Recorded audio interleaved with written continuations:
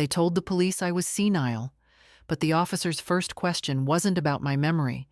It was about who paid the property taxes since 1981. That's when I understood.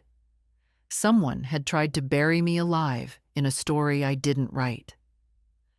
I stood in my own doorway at 78, barefoot, holding a half-peeled apple, and listening to a young man with a badge ask if I still recognized my own name. My daughter and son-in-law hovered behind him, nodding gravely like undertakers waiting for a signature. For a moment, the whole scene felt absurd, but I kept my voice steady. Age teaches you how to hold yourself when others want to shake you. The officer, Carter, his badge said, shifted awkwardly. "Mrs. Hensley," he began, "we received a concern that you may not be safely managing your household. We're required to check on you. Could we talk inside?" Required? That word always hides someone else's intentions. I stepped aside without a word.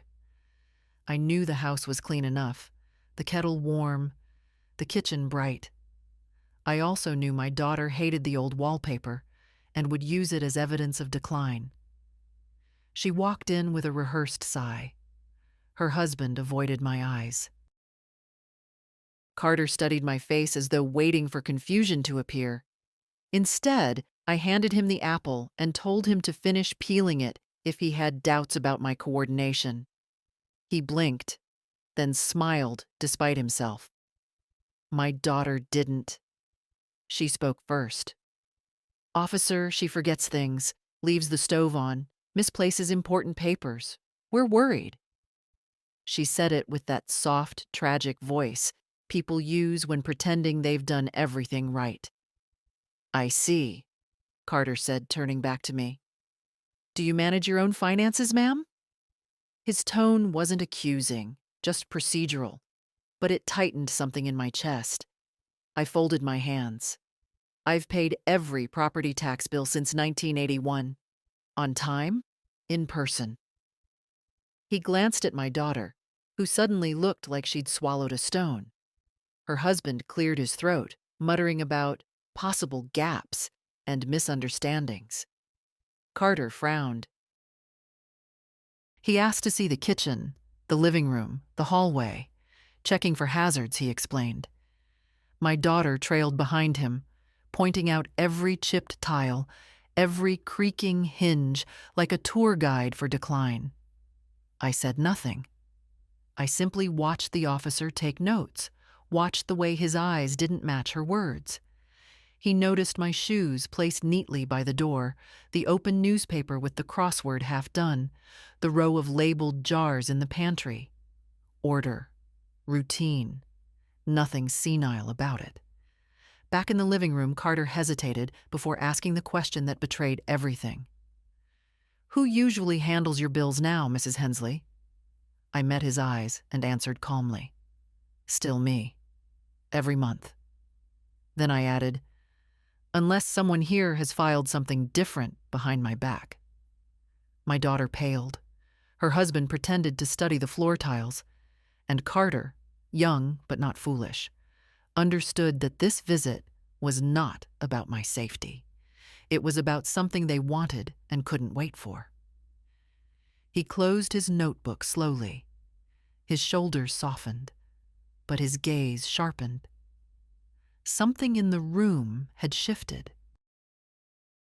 They felt it too. I could tell by the way my daughter suddenly busied herself with a non-existent speck on her sleeve. Carter cleared his throat. "Mrs. Hensley, I'll need to ask a few more questions. Privately, if you don't mind." My daughter started to protest, but he lifted a hand. Authority doesn't need to shout. I gestured toward the kitchen. My steps were steady, even graceful. I made sure of it. Behind me, I heard my daughter whisper something to her husband, frantic and low. Whatever story they had prepared was beginning to crumble, and they could feel the cracks under their feet. When Carter and I sat down at the kitchen table, he lowered his voice. "Ma'am, something about this doesn't add up." His honesty was a quiet mercy. I nodded, though inside, a deeper truth unfurled, slow, heavy, undeniable. This was only the beginning. Officer Carter sat across from me, elbows resting lightly on the table, as if he didn't want to intrude on the space I'd carved out over decades of early breakfasts and late-night cups of tea. His voice softened, but not in that condescending way younger people sometimes adopt around the elderly.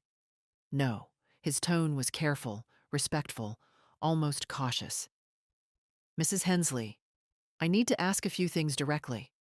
I hope that's all right. It's your job, I said, folding my hands in front of me. Ask. He nodded, glancing toward the living room where my daughter and son-in-law whispered in furious little bursts. Have you had any incidents recently? Falls, confusion, forgetting appointments, anything like that? I met his eyes steadily. No.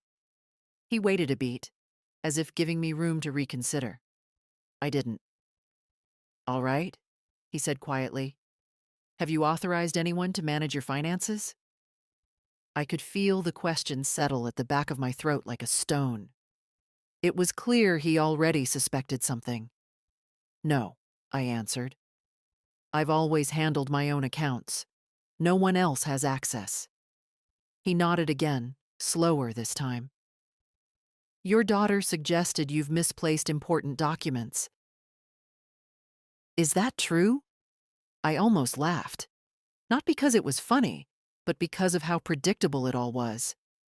Officer, I've kept every receipt, every tax record, every insurance paper in labeled folders for 40 years, color-coded. The only thing I misplace these days is my patience. He cracked a brief smile, then straightened when he heard footsteps approaching. My daughter's shadow stretched across the doorway before she appeared, face tight and righteous. Is everything okay in here? We just want what's best for her. That's so, I said quietly.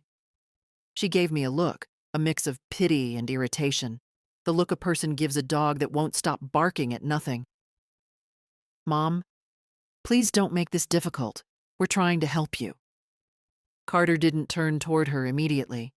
His gaze stayed on me, respectful, but searching. Mrs. Hensley, would it be all right if we took a look at those documents you mentioned? Of course, I said. They're in the study. I rose slowly, not because I needed to, but because moving with deliberation forces others to face the truth of your steadiness. My daughter stepped forward as if to guide me, but I waved her off. I'm not porcelain. I can walk. The study smelled faintly of old paper and lemon oil. I opened the cabinet beside the desk and pulled out a thick binder. Taxes, 1981 through last quarter. I handed it to Carter. He opened it carefully, as though afraid the weight of evidence might break in his hands. Page after page, date, amount, confirmation number. My handwriting, neat and unshaking. My daughter lingered in the doorway, twisting her fingers. How did you remember all this? She asked. I didn't bother to look at her. Because I live here, I said simply, and I care about what's mine. Carter paused at a page from 5 years ago. These payments were made in person? Yes. I like to see the clerk's face. People handle your papers more carefully when they remember you. He murmured something under his breath, approval, maybe surprise. Then he closed the binder and held it with both hands, as if its truth carried weight. Mrs. Hensley, he said, you seem perfectly capable of managing your affairs. My daughter's voice sharpened. She has good days, officer. She can sound clear even when she's not well. It fluctuates. Carter turned to her fully for the first time. His expression cooled, subtle but unmistakable. Is that so? Because what I'm seeing is consistent competence. Her husband stepped into view, hands shoved into his pockets. Look, we're just worried she might forget something serious. The house, the taxes, the utilities. These things pile up. We're trying to prevent problems. Funny how concerned people become when the word house comes up. I stayed still, but something in me hardened. Officer, I said, they mentioned unpaid taxes. Did they give you specifics? Carter flipped through his notes. They stated you had several years of lapses. Which years? I asked. He looked at them. They said nothing. He looked back at me and exhaled. Ma'am, nothing in these records suggests any lapse at all. My daughter's face flushed a bright, panicked red. Maybe she forgot to file something recently. Recently? I repeated. I paid last quarter in person. I spoke to the clerk about her son's new baby. Carter closed the binder decisively. I don't see signs of neglect or incapacity, Mrs. Hensley. But I do need to ask one final thing. He lowered his voice. Has anyone pressured you to sign over responsibilities or property? The room went silent. My heart didn't race, but something deep inside me, something old, patient, and fierce, finally stirred. For a moment, no one answered him. The question hung in the air like dust caught in a shaft of light. Quiet, simple, and impossible to ignore. Officer Carter didn't rush. He just watched me with that steady, patient expression that told me he already suspected the truth. My daughter shifted her weight from one foot to the other, her mouth tightening as if she was trying to swallow words she hadn't rehearsed. I asked, Carter repeated gently, if anyone has pressured you to sign over responsibilities or property. My fingers rested on the edge of the binder. The pages were cool under my palm. Everything I'd kept, every bill, every slip of paper, 40 years of proof that I still had both feet on the ground. I didn't answer immediately. Instead, I lifted my eyes and looked at my daughter.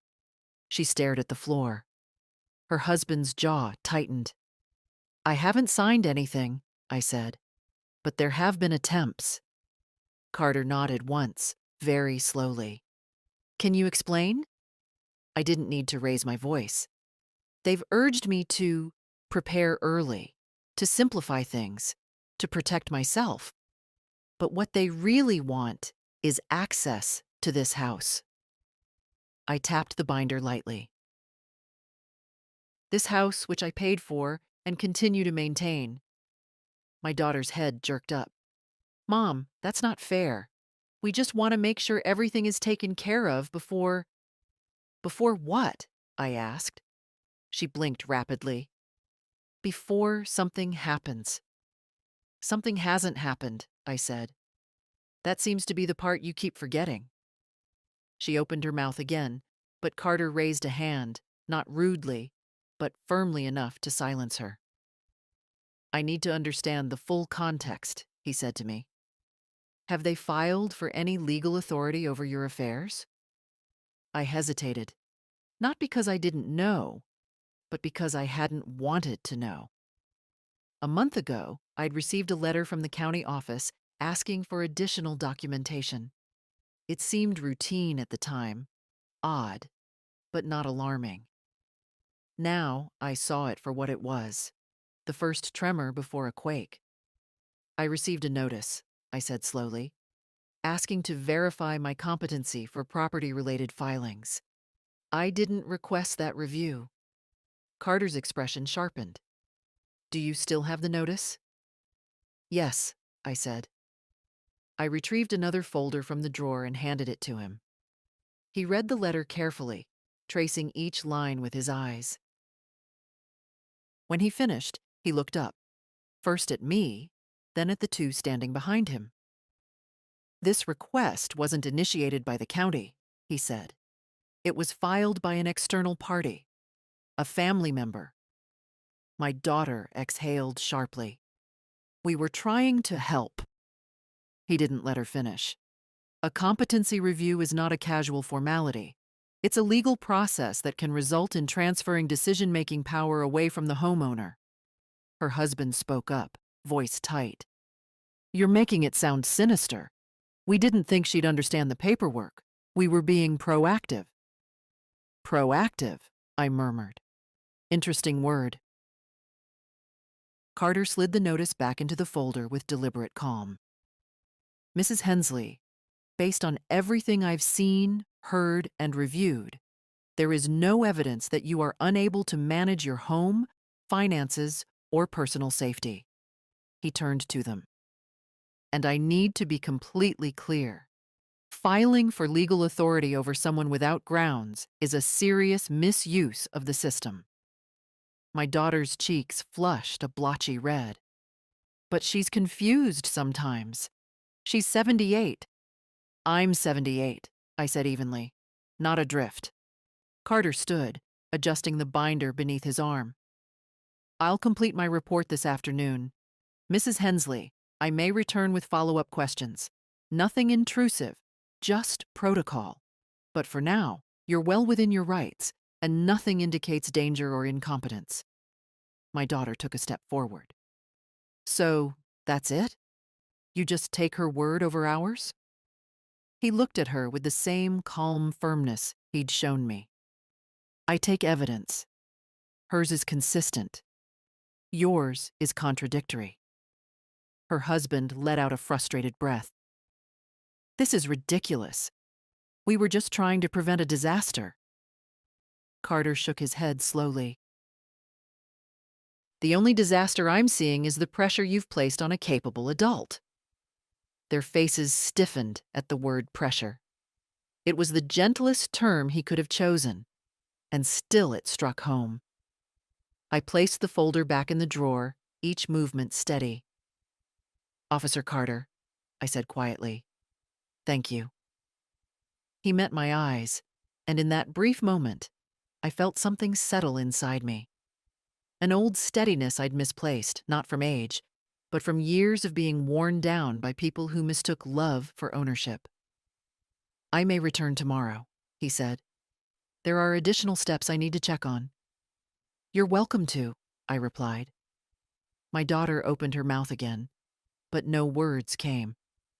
Not this time. And as Carter walked toward the door, binder in hand, I felt the balance of the room shift. Not loudly, not dramatically, but unmistakably. It was the first time in a long while that someone had stood beside me instead of over me. Officer Carter stayed a moment longer in the doorway, as if weighing something he hadn't yet said. My daughter and her husband hovered behind him like shadows that had lost their shape. The house felt strangely quiet, though nothing about this morning had been quiet at all. When Carter finally turned the doorknob, he spoke in a tone that was both official and unexpectedly gentle. "I'll follow up tomorrow, Mrs. Hensley. If anything changes, or if anyone contacts you about paperwork, please call the station directly." I nodded. "I will." He stepped outside, then paused. "And ma'am, keep those records somewhere safe." His eyes flicked toward my daughter briefly, not accusing, but no longer neutral. He'd seen enough to draw his own conclusions. Then he left. The door closed with a soft click, and the silence that followed wasn't peace. It was pressure. My daughter exhaled sharply, the way someone does when they've been forced to drop a mask. Her husband rubbed the bridge of his nose like he had a headache forming. I remained by the door, steady on my feet, waiting to see which of them would speak first. It was her.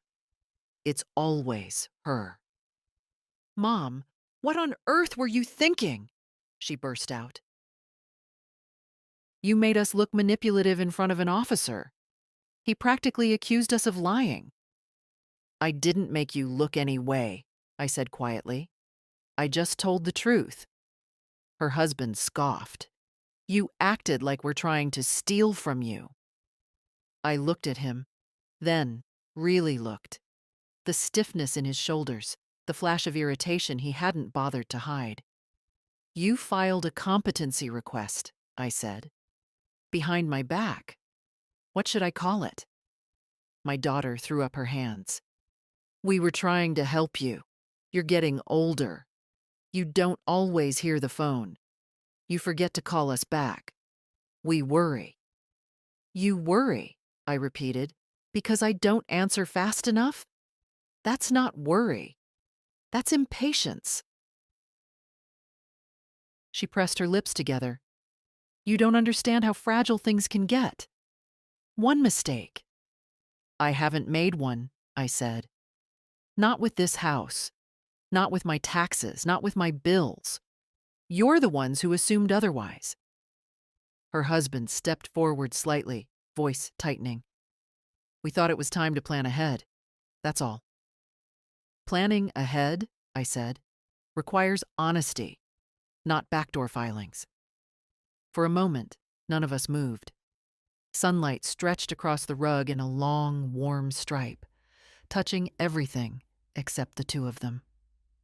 My daughter's eyes darted to the study door, where the binder still lay waiting on the desk. I could almost see the disbelief forming in her. She'd hoped the officer would find chaos, confusion, evidence of decline. Instead, he found order. She spoke again, softer this time. "Mom, you're making this harder than it needs to be. We're just trying to help before something happens." My voice stayed steady. Something hasn't happened, and until it does, I don't need guardians. I need honesty, respect, nothing more. Her husband looked toward the exit, clearly wanting to leave. "Maybe we should come back later." "Yes," I said. "Maybe you should." My daughter hesitated, torn between arguing and retreating. But she must have seen something in my face, some shift she didn't recognize, because she finally picked up her coat without another word. At the doorway, she paused. "We only wanted what was best." I met her eyes. "Then start by wanting it honestly." She didn't answer. They stepped outside, walked to their car, and drove off without looking back. The house grew still again, but this time the quiet felt different. Not empty, unburdened. I walked to the kitchen, poured myself a fresh cup of tea, and sat at the table with both hands wrapped around the warm mug. The morning light moved across the floor, slow and steady, like time itself breathing beside me. And for the first time in a long while, the silence in my home felt like it belonged to me. The house felt strangely bright after they left, as if their absence lifted a film off the windows. I sat for a few minutes, letting the quiet settle. But peace doesn't stay long when resentment has been circling overhead for months. It wasn't 10 minutes before my phone buzzed. Once, twice, then again. My daughter had rediscovered her courage now that she was no longer standing in front of me. She always did better when she didn't have to see my face. The first message read, "You embarrassed us in front of a police officer." The second, "You made it sound like we're after your money." The third, longer, "This is what we get for trying to help you." I stared at the screen, feeling neither anger nor sadness. Just a dull, tired recognition. I'd lived long enough to know when someone's version of help was really a shackled favor they expected to collect interest on. I put the phone face down on the table and poured myself another cup of tea. It tasted better without anyone watching over my shoulder. Around noon, I stepped out onto the porch. The air carried that late morning warmth that settles softly on the skin, like an old friend leaning close. I breathed it in. My daughter thought I couldn't manage a household. She'd forgotten I'd managed a life. Through illness, through loneliness, through more years of work than she'd ever logged. Senility wasn't the issue. Convenience was. I watered the geraniums, trimmed a few wilted stems, and swept the porch. My movements were unhurried, deliberate. I wasn't performing for anyone, but I knew enough to understand that visibility was its own form of quiet defense. Several neighbors waved as they passed. One of them, Mrs. Callahan, paused at the sidewalk to chat about the weather and her tomatoes. She didn't ask if I was all right. She didn't tilt her head with that pitying angle. She spoke to me the same way she had for 20 years. It was grounding. When I went back inside, the house was warm with the smell of pine cleaner. I'd started wiping down surfaces without thinking. One of those automatic habits that comes from decades of caring for a space that's yours. My daughter's words echoed faintly. "You're making things harder than they need to be." If only she knew that simplicity wasn't something children could grant parents. It's something parents earn, inch by inch, through a lifetime of holding families together. By late afternoon, the phone rang again. This time I answered. Her voice came through sharp and clipped. "Mom, we need to talk." "I thought we did," I replied. She ignored that. "Do you realize how serious this is? Officer Carter hinted we filed something inappropriate. He made it sound like a crime." "I didn't make him do that," I said quietly. "You handed him the rope. He only noticed you tugging it." She exhaled into the receiver, a long, shaking breath. "We were just trying to keep things from falling apart." "Things aren't falling apart," I said. "You just don't like that they aren't arranged the way you want." Silence met those words. Thick, weighted. She wasn't used to being confronted by the same honesty she wielded so freely. Finally, she said, "Why are you being so difficult all of a sudden? You've never questioned us this much." "That's because," I answered, "I kept believing you still saw me as your mother, not an obstacle to manage." Another silence, colder this time. Then she snapped, "Fine. If you want to handle everything yourself, do it. But don't expect us to fix anything when it goes wrong." I didn't raise my voice. "I won't expect anything." She hung up. The click of the receiver lingered in the air like the last note of a song that had played far too long. I stood for a moment, my hand resting lightly on the counter, feeling neither defeated nor triumphant. Just clear. They weren't angry because I'd embarrassed them. They were angry because I'd stopped bowing my head. The sun dipped slowly outside, casting warm light across the kitchen floor. I finished my tea, washed the cup, and placed it gently back on the shelf. My hands were steady. Whatever came next, I would face it the same way I'd faced everything else in my life, upright, awake, and unafraid. The next morning, I woke earlier than usual. Not from pain, though my joints had their usual complaints, but from a kind of restless clarity. When someone tries to take your life out of your hands, you feel it long after the threat passes. It sits in your chest like a stone. By the time the sun reached the porch, I already knew I needed more than indignation. I needed legal footing. Feelings don't hold up in front of people who see you as replaceable. I brewed coffee, sat at the kitchen table, and dialed a number I hadn't used in years. My old neighbor's son, now a family attorney downtown. He'd once told me, half joking, "If you ever need a lawyer, Mrs. Hensley, call me before things get messy." I supposed this counted as messy enough. He answered on the second ring. "Good morning, this is Mark." "Mark, it's Margaret Hensley. I'm sorry to bother you." He paused. Then his tone brightened with recognition. "Mrs. Hensley? Never a bother. What can I do for you?" I took a breath. "I need to understand my rights. and I need to make sure no one takes liberties with them again." He didn't rush me. He let me explain, calmly, plainly, what had happened. The police visit, the false statements, the competency inquiry I hadn't authorized. There were no dramatics in my telling. I'd lived long enough to know facts carry their own weight without embellishment. When I finished, he exhaled slowly. "You did the right thing calling me. A competency filing without medical evidence is borderline abusive. At minimum, it's a misuse of the process." "It wasn't the process that frightened me," I said. "It was their willingness to pretend I was fading just to speed their plans." "I understand," he said gently. "I'd like to meet today. We'll go over your documents and protections. Are you available at 2? 2 sounded perfect. Waiting would only stiffen the worry in my chest. "I'll be there."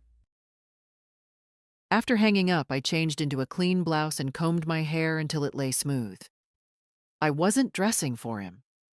I was dressing for myself, for the version of me who still believed dignity was something earned in how we showed up to our own defense. The bus ride downtown was steady and slow, giving me time to think. People always assume older women drift through life half aware, but the truth is, age sharpens the senses in its own way. You learn what danger feels like long before it knocks politely on your door. Mark welcomed me into his office with a warm handshake. He'd grown into a serious-looking man, but his smile still had that open, earnest quality I remembered from years ago. He offered me tea, sat across from me at a polished wooden table, and opened a notepad. "Let's start with your financial structure," he said. "Do you have any active powers of attorney?" "No," I answered, "and I'd like to keep it that way." He nodded. "Good. Do your daughter or son-in-law have access to any accounts?" "No." "And your property? Everything is titled solely under your name?" "Yes." He smiled faintly. "Then you're in a strong position. What they attempted has no legal standing." I felt my shoulders ease just a fraction. "But," he continued, "it would be wise to reinforce your independence, not because you're at risk, but because they've shown they're willing to test boundaries." He explained my options clearly: updating my will, establishing a protective trust, filing a formal note with the county that any future inquiries must come directly from me. Each step was like putting a lock on a door I hadn't realized outsiders were rattling. At one point, he looked at me with genuine concern. "Have they pressured you before, maybe financially or emotionally?" "Not in ways that left marks," I said, "but enough to leave impressions." He nodded, understanding more than I'd said. By the time he finished his outline, I felt something shift inside me. Not triumph, not anger. Just solidity, the sense of reclaiming ground I'd let others trample out of habit. "I'll prepare the paperwork," he said. "You'll have full control, with buffers against interference. It's your life, Mrs. Hensley. We're just making sure the law respects that." I thanked him and left the office with a steadier step than I'd had going in. Outside, the afternoon sun felt warm on my face, and as I walked to the bus stop, I realized something simple and strong. I hadn't defended myself because I was afraid. I'd defended myself because I finally remembered I was worth defending. When I got home from the attorney's office, the afternoon light was settling over the house in that soft, forgiving way it only does when you've made a hard decision and stood by it. I set my bag down on the hall table and walked through each room slowly, almost thoughtfully, as though checking the edges of my life for loose seams. Everything looked the same, but I didn't feel the same. Strength does that. It doesn't change the world. just the way you occupy it. My phone buzzed again. I let it ring twice before I picked it up. It was a voicemail from my daughter, her voice tight, clipped, but controlled. "Mom, we heard you went to see a lawyer. This is unnecessary. You're escalating things. Please call us back so we can straighten this out." Her tone made it clear what straighten meant. Bring me back into alignment with their plans. I didn't call back. Instead, I sat at the dining table and opened the metal box that held my financial records. I'd kept everything over the years: bank statements, insurance summaries, tax receipts, a lifetime of order laid out in crisp paper. As I sorted through the stacks, I noticed a pattern I hadn't allowed myself to truly see until now: the frequency of small withdrawals made for emergencies, the gifts that had turned into expectations, the quiet way responsibility had shifted from them to me without any discussion. There was no crisis buried in these pages, only evidence of slow, persistent taking. And I had let it happen because I believed generosity was a kind of love. Today, I understood that generosity without boundaries becomes a door anyone can walk through. I made notes for Mark's review, accounts to reinforce, payments to restructure, titles to verify. My handwriting stayed neat, deliberate. My mind felt clear, even steady. Age hadn't taken anything from me that mattered. People simply assumed it had. Late in the afternoon, I stepped outside to check the mail. A few envelopes, nothing remarkable, until I saw one from the county tax office. My stomach tightened, not from fear, but from recognition. The envelope was thin, formal, stamped with the date. I opened it right there on the porch. Inside was a confirmation. "Your recent inquiry for competence review has been placed on temporary hold pending verification." There it was. Proof. Someone had pushed harder than they wanted to admit. Someone had tried to start a process that could have stripped me of my rights. And if Officer Carter hadn't asked the right questions, I might have never known. I folded the letter carefully and slipped it into my pocket. This wasn't panic. This was clarity. I walked back inside with the calm of a woman who'd finally noticed the cliff beneath her feet and stepped away before anyone could give her a shove. The phone rang again. My daughter, insistent now. I let it ring until it stopped. When the house grew quiet once more, I felt a new kind of peace settle over me. Not the soft, passive peace of letting things slide, but the firm, grounded peace that comes when you decide, at last, to take yourself seriously. I sat by the window, watching the evening light gather in the corners of the yard. Whatever they planned next, I was no longer the woman who silently hoped for their goodwill. I was the woman who had receipts, witnesses, and a lawyer. And I intended to use them. The next morning, I woke with a steadiness I hadn't felt in years. Not energy. No, at 78. Energy isn't something you wake with. It's something you gather slowly, like warm water in a basin. But clarity, that was new. Clarity has its own kind of vigor. I dressed, made my tea, and sat at the kitchen table with all the documents spread before me. Today wasn't about reflection. Today was about action. At 9 sharp, Mark called. "Mrs. Hensley, I've drafted everything we discussed. If you agree, we'll file it all before noon." "Let's do it," I said. He paused. "You sound ready." "I am." He outlined the steps: revoking all informal permissions, filing a notice with the county blocking any inquiries unless submitted personally by me, restructuring my accounts so no one, not even someone who guessed, could gain access. He suggested placing my essential assets into a protected trust with myself as sole controller. "This isn't about cutting people out," he said gently. "It's about safeguarding your independence." "I understand," I replied. And I did. I signed the documents he emailed over, each signature steady and clear. With every stroke of the pen, a different weight left my chest. Old obligations, quiet fears, the years of tiptoeing around other people's expectations. When I sent everything back, Mark confirmed he'd begin filing immediately. "That competency request they submitted," he said at the end, "will be void once our notice is processed. No one can pursue another without medical evidence, and they certainly don't have that." For the first time since the police visit, I felt something close to gratitude for the system itself. Imperfect, slow, but sturdy when you know where to stand. After lunch, I walked through the house, touching surfaces I'd cared for decades.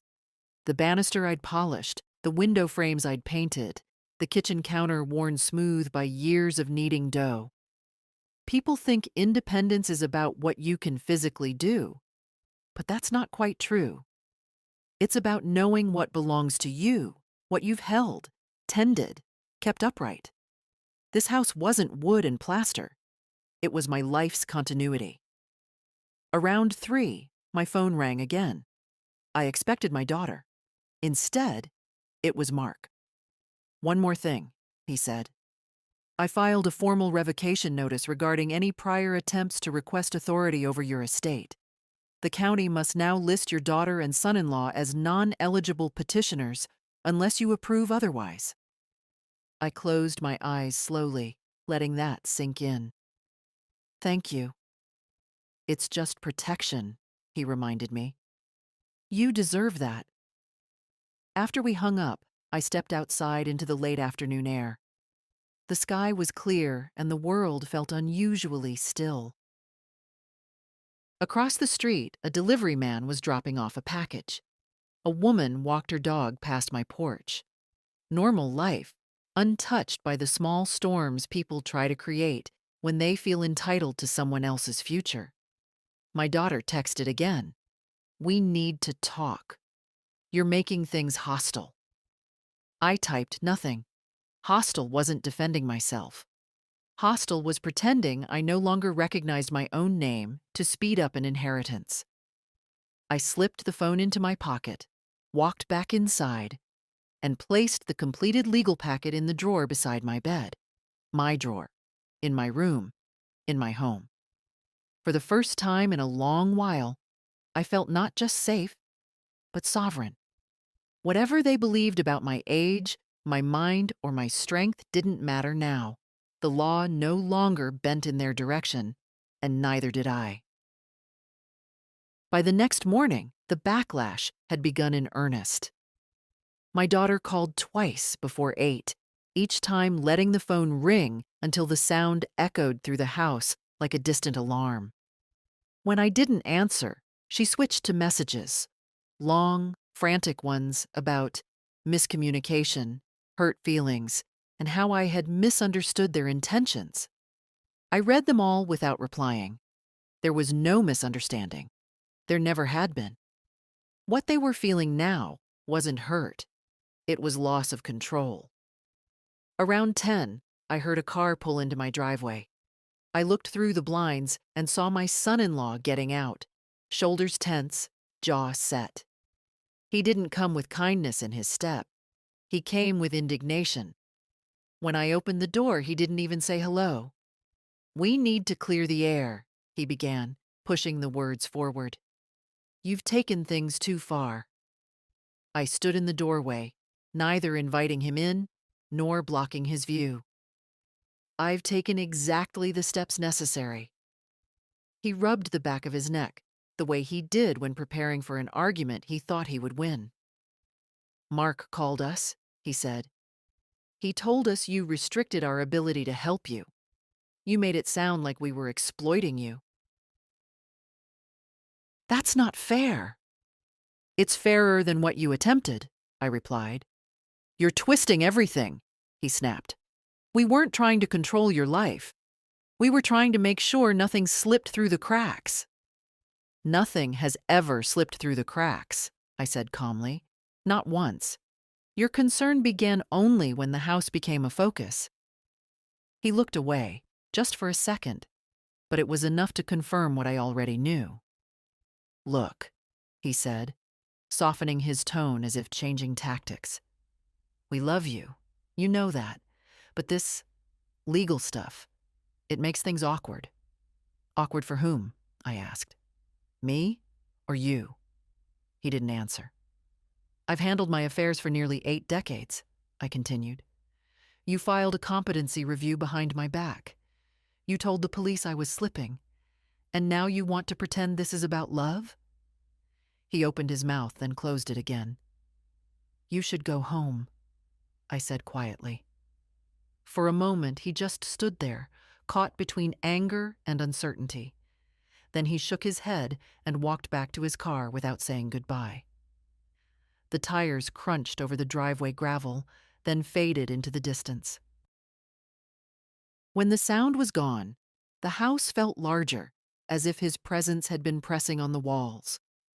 I made tea and carried it out to the porch. The sun was warm, gentle on my skin. A few birds fluttered in the hedges. Ordinary peace returned with surprising ease, as if it had been waiting for permission to re-enter my life. In the afternoon, my daughter sent a new message.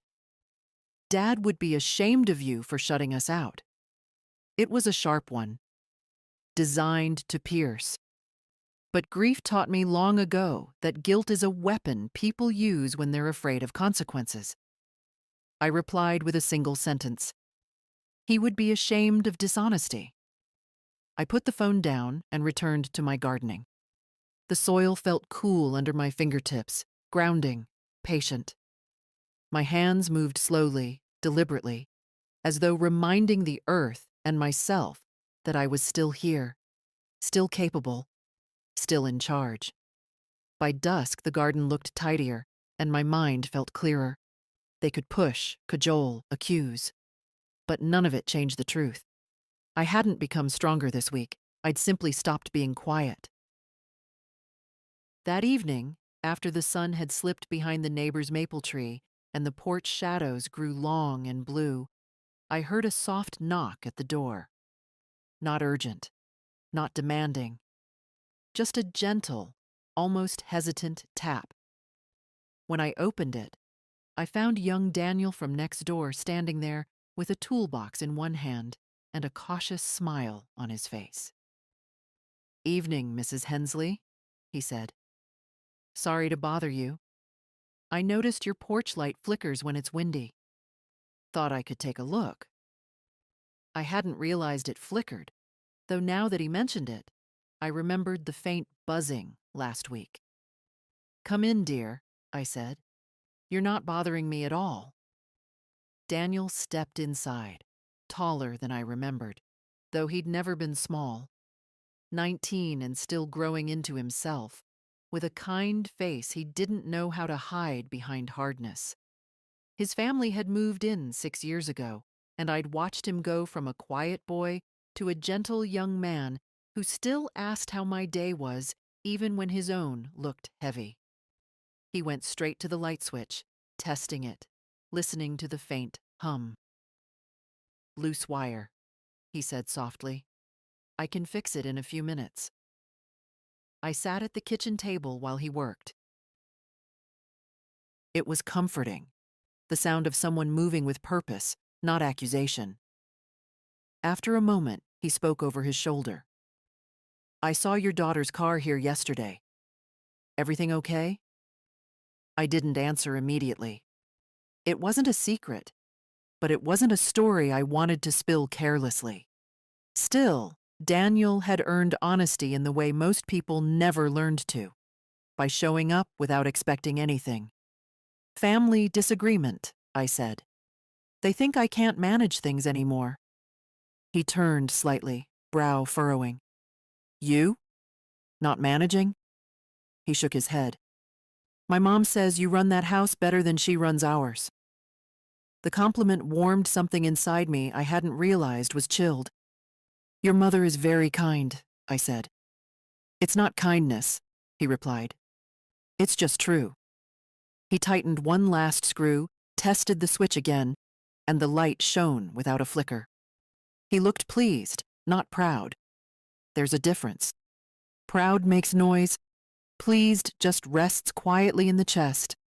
Before he put his tools away, he hesitated. "If you ever need help with anything, heavy lifting, repairs, or just someone to check something, you can call me. I mean it." I studied his face. The earnestness there. No angle. No hidden purpose. Just a young man raised with decency.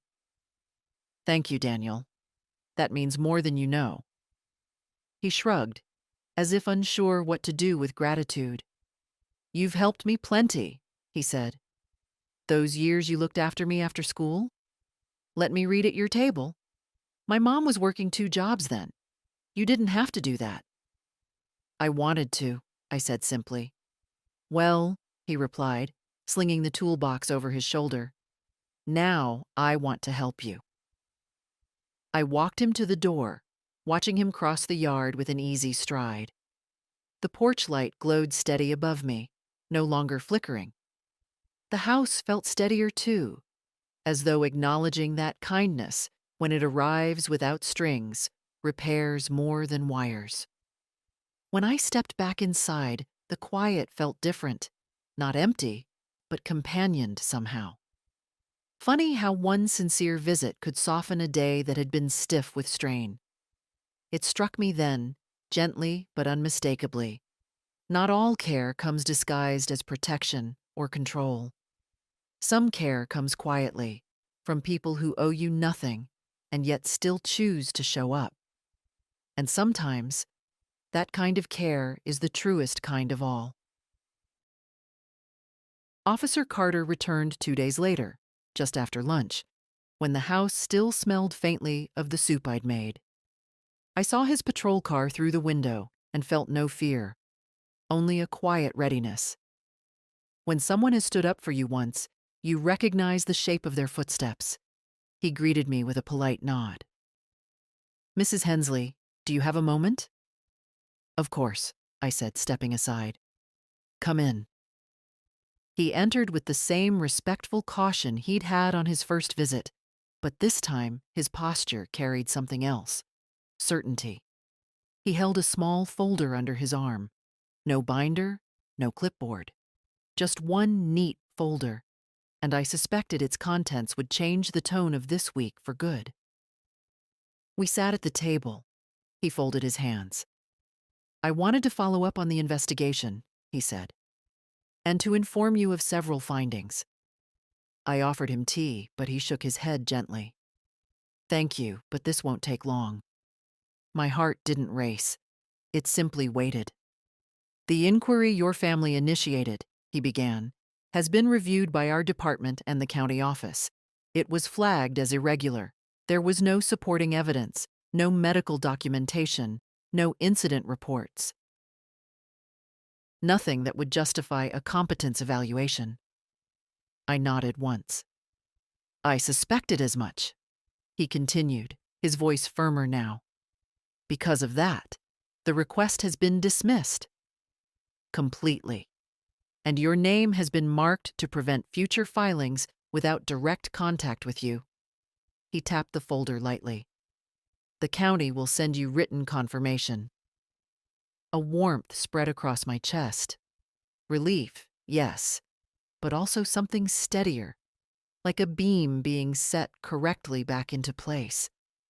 He glanced toward the framed photos on the shelf, then back to me.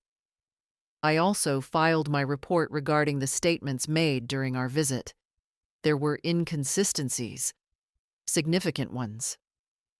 "From them," I said. He hesitated, then nodded. "Yes. Claims about unpaid taxes contradicted by records. Claims of unsafe conditions contradicted by observation. Claims of cognitive decline contradicted by, well, everything I witnessed." I let out a slow breath. Thank you, officer. Truly. He looked almost embarrassed by the gratitude. It's my duty, ma'am. But I wanted to make sure you heard this directly. You were clear, organized, and fully competent. There's no question about that. The words settled over me gently, like a shawl placed around my shoulders. I hadn't doubted myself. Not truly. But hearing it out loud did something I didn't expect. It lifted the last shadow of their accusation. Carter opened the folder and slid a single sheet toward me. This is a summary for your records. It also notes that any further complaints must be substantiated with evidence, not assumptions. I read the page slowly. My name, my address, the official seal, the dismissal. It was all there. Plain, simple, undeniable. I appreciate your thoroughness, I said. He gave a small smile. I appreciate people who take care of themselves. You'd be surprised how rare that is. I almost laughed. I've had plenty of practice. He stood to leave. If you experience any more pressure or questionable behavior, you can call me directly. I've noted your case personally. I rose as well. I hope that won't be necessary. He paused at the door, hands in his pockets. So do I. But some situations, he chose his words carefully, have patterns. I knew what he meant. So did he. When his car pulled away, I closed the door and leaned my back against it, letting the quiet fill the space he'd left. The house felt different again, lighter, clearer, almost humming with the presence of something regained. Not victory, validation. The truth had been seen, documented, sealed. And now the next steps, whatever they would be, belonged entirely to me. My daughter finally appeared 2 days after Officer Carter's visit, though she didn't bother to warn me she was coming. I saw her through the front window, walking up the path with the heavy, determined stride of someone preparing for a confrontation she intended to win. She didn't bring her husband this time. That told me everything about the angle she'd chosen. Persuasion first, pressure later. I opened the door before she could knock. She looked startled for half a second, then smoothed her expression into something polite, almost brittle. "Mom," she said, "we need to talk." "Then come in," I replied. She stepped into the living room and glanced around, cataloging everything as if searching for proof to validate her doubts. She found none. The room was tidy, sunlit, calm. I stood near the armchair. She remained standing too, arms crossed tightly. She started with a sigh, an old tactic. "I don't know why you've made this so combative. We never wanted things to get messy." "You filed to take control of my affairs," I said gently. "Things were messy before I ever responded." Her eyes narrowed. "That's not what we were doing." "I read the documents," I answered. "I read the county notice, and I read the officer's report." The way she stiffened told me she hadn't expected that last part. "Carter exaggerated," she said quickly. "He misunderstood us." "No," I said softly. "He understood perfectly, and so do I." Her shoulders sagged for a moment, the truth pressing down harder than she wanted to admit. Then she tried a new approach, one she thought might unsettle me. "Mom, if something happened to you tomorrow, who would handle everything? Who would know what bills to pay? What accounts you have? You think strangers will care?" "Strangers haven't lied to the county about my mind," I replied. "Strangers haven't tried to cut me out of my own life." "That's not fair," she snapped. "It's factual." Her breath trembled. "We were overwhelmed. We thought you needed help." "Help," I repeated, "is something offered, not seized." She fell silent. Not because she agreed, but because every explanation she'd prepared sounded thin in the wake of what had already been revealed. The afternoon light illuminated her face, and for a brief second, she didn't look angry. She looked lost. A woman who had expected gratitude and found boundaries instead. "I don't want this distance between us," she said finally. "But you've made decisions without us." "My decisions are mine to make," I replied. "And your discomfort doesn't make them wrong." She looked away, jaw tightening again. "So what now? You're cutting us out completely?" "No," I said. "But things will be different." She waited, arms still folded, bracing herself. "You will not manage my finances," I said calmly. "You will not contact the county or the police on my behalf. You will not speak about my health as though it is declining when it is not."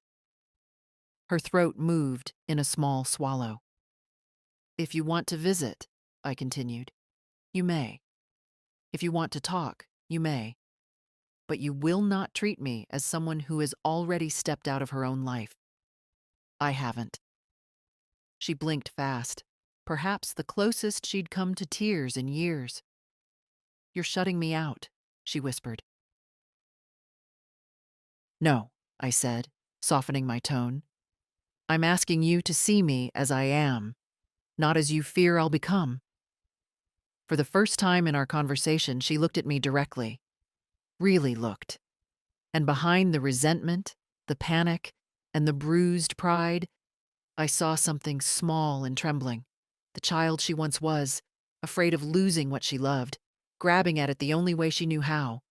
But fear isn't license, and love isn't possession. She finally nodded, jerky, uncertain. "I need time," she said. "So do I." She walked to the door without another argument. At the threshold, she paused, as though wanting to turn back, but she didn't. She stepped outside into the fading light and closed the door behind her. The house exhaled with me. It wasn't reconciliation, not yet.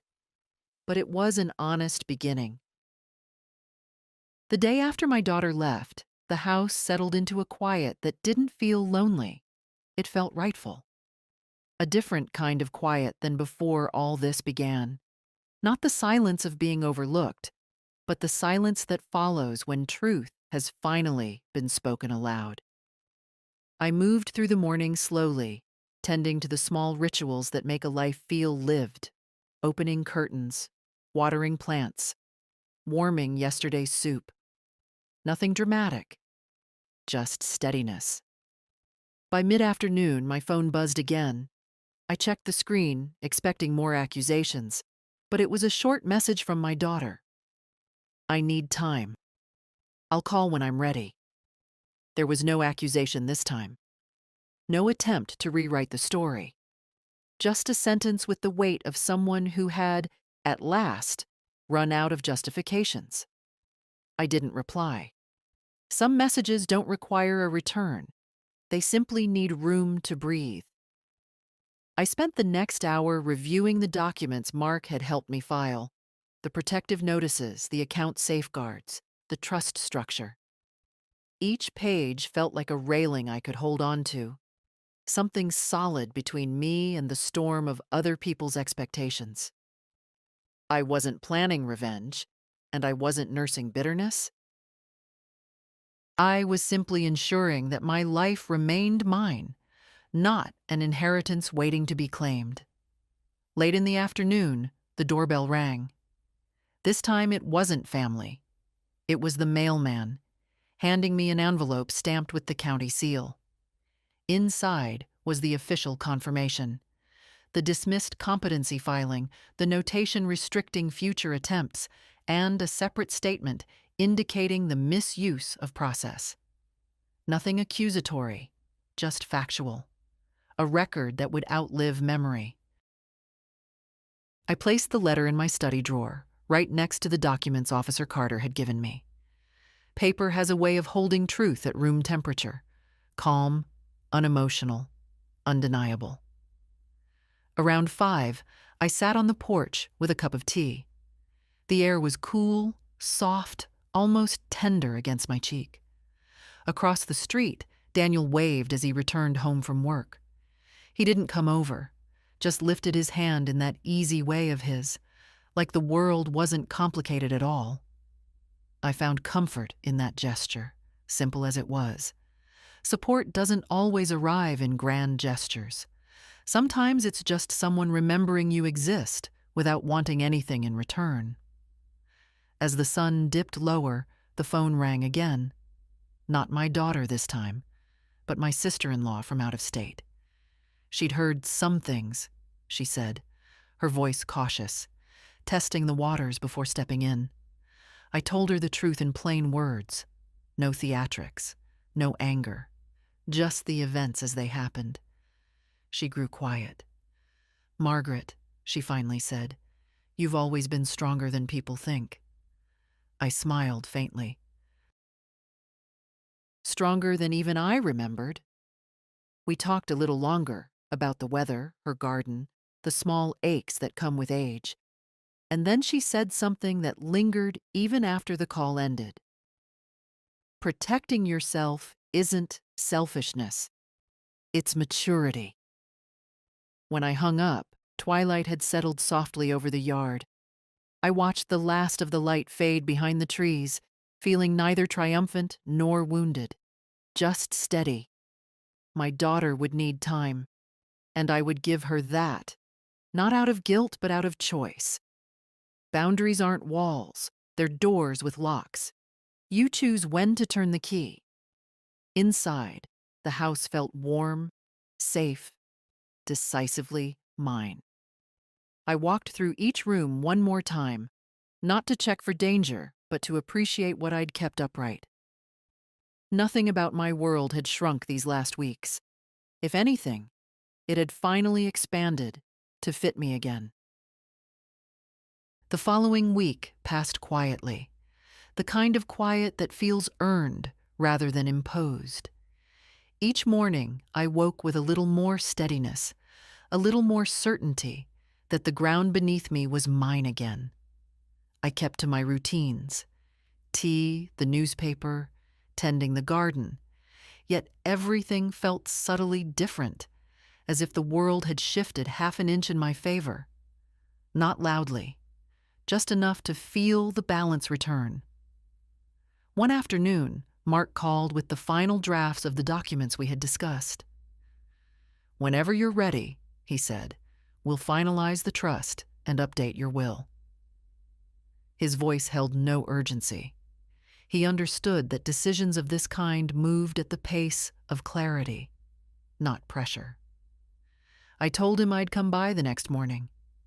That night, I sat at my desk with the house quiet around me, the lamp casting a warm circle of light across the paperwork. A lifetime distilled onto a few pages, my assets, my choices, my wishes. It was strange to see it all neatly typed and waiting for my signature. Not morbid, not heavy, just clear. These were decisions I'd postponed because I assumed my daughter would act with the same care I had given her entire life. But love without boundaries, I've learned, can grow into entitlement if left unchecked. I opened the drawer where the county letters lay. The dismissal, the restrictions, the formal acknowledgement of misuse. I studied them as though confirming once more that I had not imagined any of it. People sometimes rewrite their own actions to avoid facing who they've become. Paper, however, does not. When I arrived at Mark's office the next morning, he greeted me with the same respectful warmth as before. The documents were already arranged neatly on the conference table. "This trust," he explained, "keeps full authority in your hands. It simply puts legal distance between you and anyone who feels entitled to your estate." "And my daughter?" I asked. "She remains a relative," he said gently, "but she will no longer have the option to petition control without your express permission." I nodded.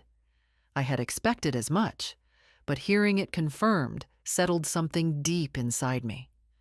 We reviewed each section carefully: the property protections, the medical directives that required my signature alone, and finally, the will.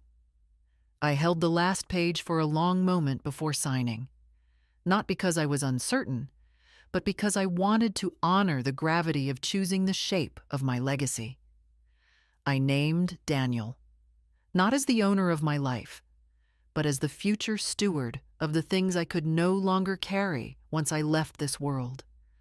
The boy who showed me care without calculation deserved something solid to grow from. My daughter would inherit keepsakes, letters, items of sentiment, not punishment, not cruelty, just fairness. The weights balanced honestly, without resentment. When I signed the final line, Mark gathered the documents with a nod of approval. "You've protected yourself well," he said. "And you've been thoughtful." "It feels like putting everything back where it belongs," I replied. He smiled. "That's exactly what you've done." Walking out into the sunlight afterward, I felt lighter than I had in years. The morning air held a clean coolness, and the breeze carried the scent of freshly cut grass. I moved slowly down the steps, not because I was frail, but because I wanted to feel the solidity of each step. On the ride home, I watched the town pass by, the storefronts, the church, the small park where families gathered on weekends. Nothing had changed, and yet everything had. I was not the woman waiting quietly for others to treat her fairly. I was the one deciding, with clarity and care, the terms of her own life. When I reached my house and set the new documents in my study drawer, a quiet truth settled over me.